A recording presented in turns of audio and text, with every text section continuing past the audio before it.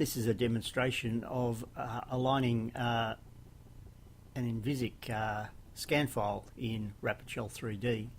First we need to load the script file. In this case it's the VPS example. We then need to display a foot. The left foot's already been processed, so we'll use the right foot. This is quite a dense mesh, so it takes a few seconds for the program to respond. We're now looking square on at the foot. We place points.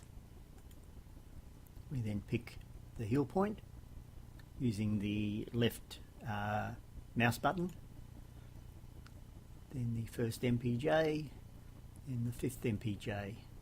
We've now set the alignment points so we can align for valgus or varus. Neither set here, so we can choose either.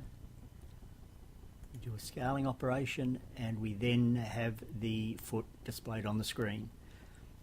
Because various scanners can place the scan mesh in different positions, we then have a quick look. There are these rectangular raised lines, and these should appear on the side of the foot where the scan is. So this foot is correctly oriented. We then want a plantar view to make sure everything's square. We then move the scan into position. We'll only do it in plan this time, just to make things happen fairly quickly. At this stage we now set the reference points. We say yes. It now asks in the status bar at the bottom of the screen for each point, but you become familiar with them. So these points are defined using the middle mouse button.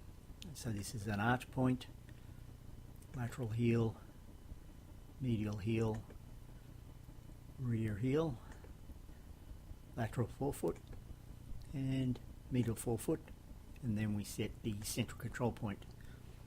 We know we've finished the points because the display resets itself. And then we close the toolbar and it asks us, do we want to build the insole? So we say yes. We give it a file name. Because again it's quite a dense mesh, it takes a few seconds for everything to respond. Just wait for the cursor to come back, and then we've aligned the foot, set the reference points, and created the insole.